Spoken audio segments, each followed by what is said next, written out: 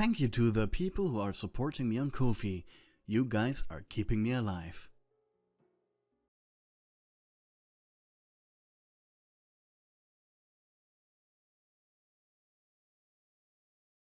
The weather in the neighborhood was always bright and happy.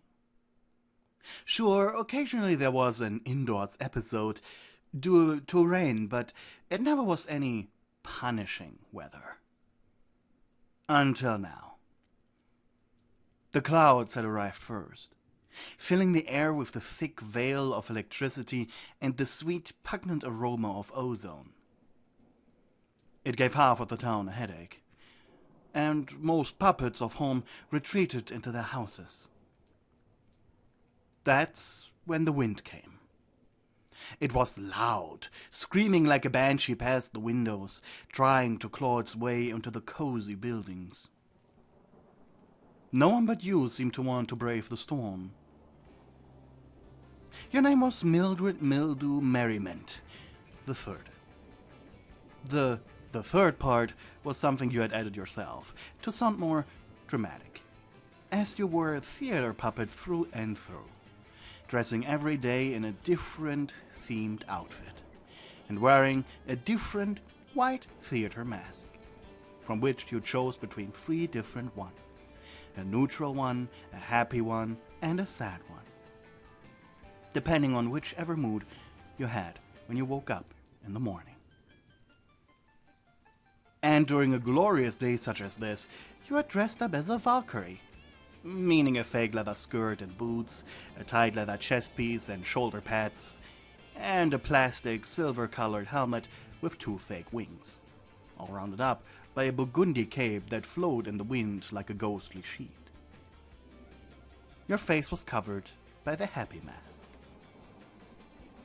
However, beneath your eccentric attires, you were a simple, very basic white humanoid puppet, similar to Julie or Wally, with scarlet red hair that reached down to your shoulders and a beige nose, with red felt around your lips to give you the appearance of having permanent lipstick. You were raising your very obviously wooden sword into the air as you screamed against the storm. As far as you were concerned, you are right now fighting side by side with other imaginary Valkyries and warriors of Valhalla against the giants of Ragnarok, charging forward to what you perceived as the eye of the storm, where Nidhogr was waiting for you, even though what was happening was merely a thunderstorm. Your costume was already soaked with rain, and still your voice was overpowered by it, like a dark power forcing you to go further and further beyond, deep inside you. You took step after step, the wind becoming stronger, the thunders louder, and then a flash of light. Your eyes widened as you looked to your right. The hammer of a giant, no, a tree. The trunk of a thick tree was falling right towards you. You blinked as the image of the hammer switched to the tree, back to the hammer, and then back to the tree, as if time stood still. And your mind was battling to make you understand the grasp of your own mortality. From the shadow of your view, footsteps rushed towards you. Your feet lifted off the ground as you are thrown into the mud. Rolling once, twice, thrice, someone was on top of you, then under you, then back on top again. Your back hurt. You were covered in dirt and mud. Slowly your head rolled to the right, eyes catching the side of the fallen log, smashed onto the ground where you had just stood. Your heart beat fast. The shock alone was enough to make you black out for a bit. You just almost died. For a while you just stared, not noticing how your savior helped you up before pulling you inside of his home, where it was warm and dry, There were others too, but you were disassociating too much. Someone pulled you aside. Someone else brought you into a wide room. And then you coughed. Someone had thrown warm water into your face. Confused, you looked around. You were unclothed, sitting inside of a bathtub filled with warm, bubblegum-scented bubble bath. The water a mix of black mud and garish pink. Someone was washing you. You looked to your right. There was Julie Joyful, one of your neighbors. "Hey, Mildred," she giggled.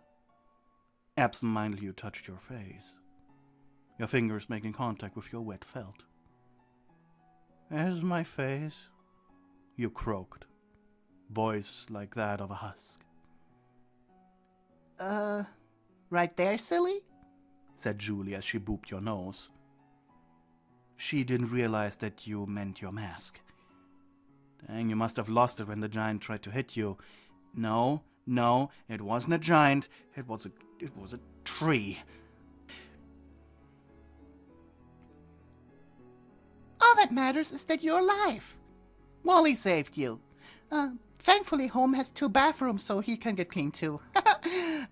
He was even so kind as to let you get clean in the bigger one, the one with a bathtub." Julie thought for a moment.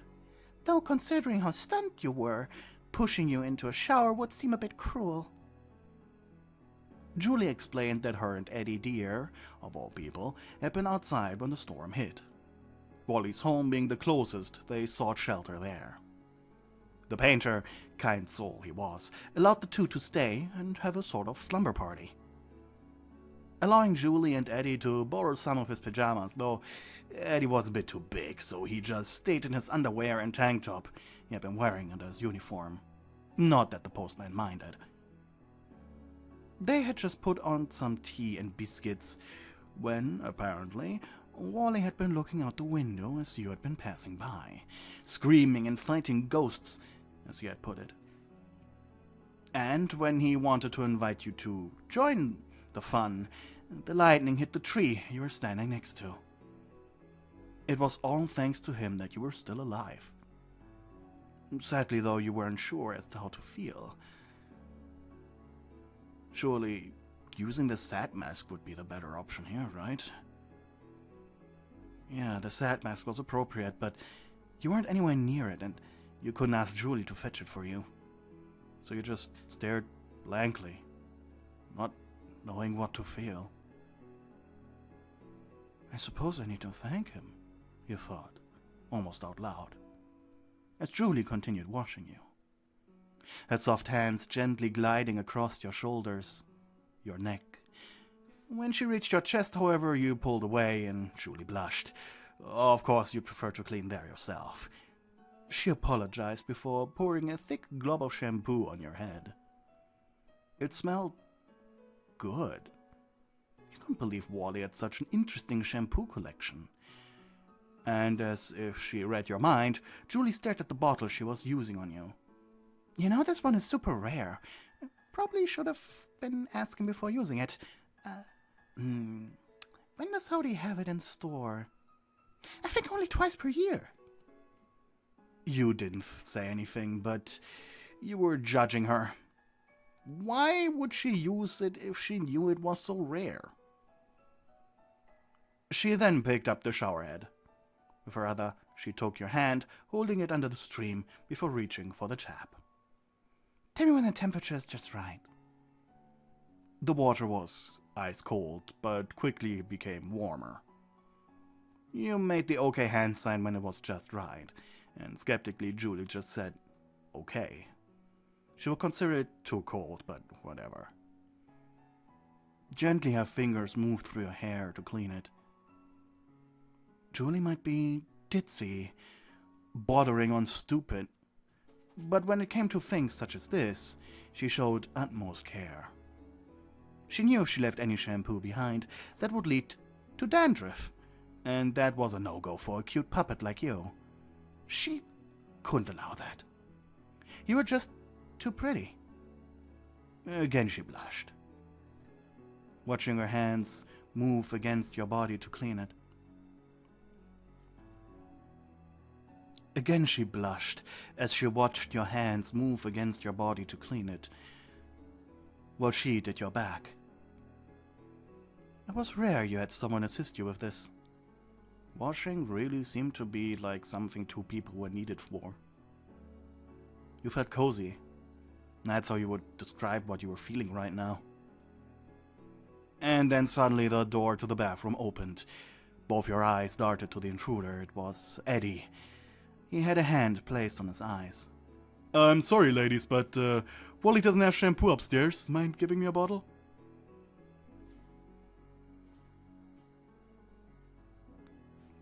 Julie sighed. As she turned to grab a bottle, you stood up and wrapped a towel around yourself, as you were clean now. And almost disappointed, she looked at you. We have clothes for you too, said Eddie. Good, you muttered, as you walked past the blonde girl puppet. Eddie walked upstairs, and you put on the blue pyjama he had offered you, before sat down on the sofa. While Julie went into the kitchen, putting on a new can of tea as the old one had gotten stale. Soon, Wally descended the stairs with Eddie. The painter had his usual pompadour replaced by it simply hanging his wet hair. He probably styled it in the morning when it was dry.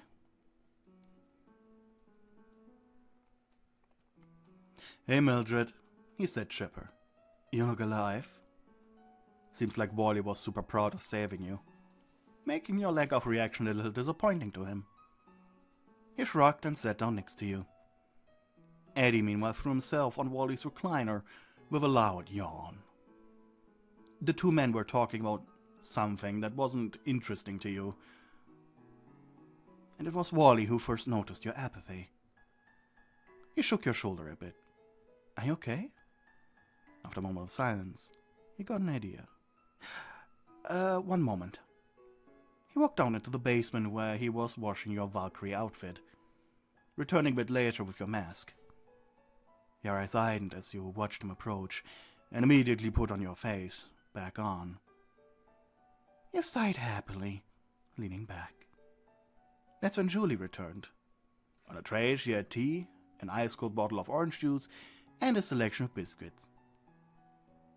Minutes soon turned to hours, and you could feel the energy of the people around you decrease with the amount of liquid inside the bottle.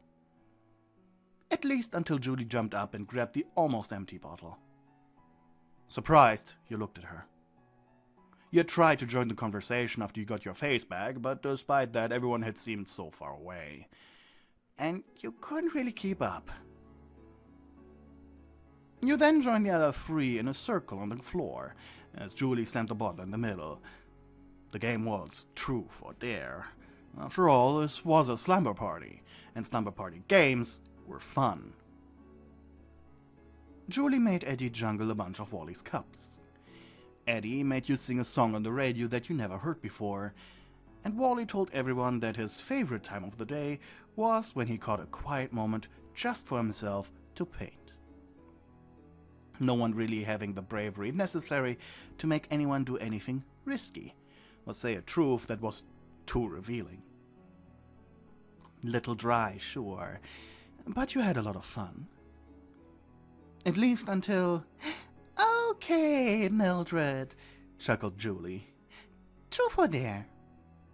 It had been a while since a dare had been made, so you realized, especially Eddie only saying truth ever since you almost dropped the cups. You smiled, Aaron seeing your lips curl up through the wide grin of your mask. Dare, you said confidently. Julie blushed, and then smiled smugly. Choose anyone here, and go in the closet with them for 7 minutes. Everyone gasped, excluding you. You can't involve others in dares, protested Eddie. So you want me to play 7 minutes in heaven, huh? You tapped your chin and looked at the others. Wally seemed up for it. Eddie was still protesting, and Julie looked at you challengingly. Okay, Wally, you said seductively. Let's go. The painter followed you obediently. Biting her lower lip, Julie pulled out her pocket watch. 7 minutes, 420 seconds, not 1 millisecond more. She slammed the closet door shut, maybe a little too hard. Have fun. Huh. Why was she mad? Was she mad? Maybe you were just imagining things. Wally's broom closet was surprisingly spacious. The two of you were kneeling before each other. Wally's eyes were half-lidded, as always. He was so calm. So, why did you choose me? You blushed. Truth be told, I'm not sure, you admitted. I guess I just wanted a private moment with you. Oh. After all, you saved my life, and, well, I'm really thankful for that. Wally chuckled. That was just a little favor for a good neighbor. God, he was so casual about this. Why? It made you blush. Though I appreciate you choosing me for, you know, this. He leaned forward a little, resting his chin on his hand. His eyes focused on you. If you don't mind me asking, why do you always wear those masks? This was a once-in-a-lifetime opportunity to ask that, after all. Absent-mindedly, you touched the porcelain of your mask. Not receiving an answer, Wally leaned forward, cupping your cheeks with his hands as he looked straight into your eyes. I don't know, you hushed. Without them, I don't know who I am. A click behind your head indicated that he opened the strap. Your heart beat faster, and you hummed anxiously as you pushed the mask on your face. It's okay. It's okay, he whispered. You were breathing out of your mouth as he gently lifted it off your felt skin. With a quiet, hollow click, he placed it on the ground between the two of you. His hands returned to your cheeks. He rubbed over your skin. Better. You're beautiful, he hushed. His right thumb touched your lips before he pushed it into your mouth. Without thinking, you opened wider. Before he lowered it, placing his finger on your tongue. Without thinking, you began sucking on Wally's thumb. Your wet tongue slowly licking over its tip. Before long, he pulled out, making you gasp. Why did you just do that? The pater then pulled your face closer to his. You could feel his hot breath cascade over your skin. You don't need that mask, okay? He said, before your lips touched. He was so gentle, soft even. He didn't use his tongue, and didn't force you any closer, no. Wally made you desire these things, giving you the bare minimum, so you had to put in the extra work to feel the full pleasure out of this. He was testing you, so that maybe, just maybe, you could develop a little from this. Evolve. Become a better person who does not need a mask.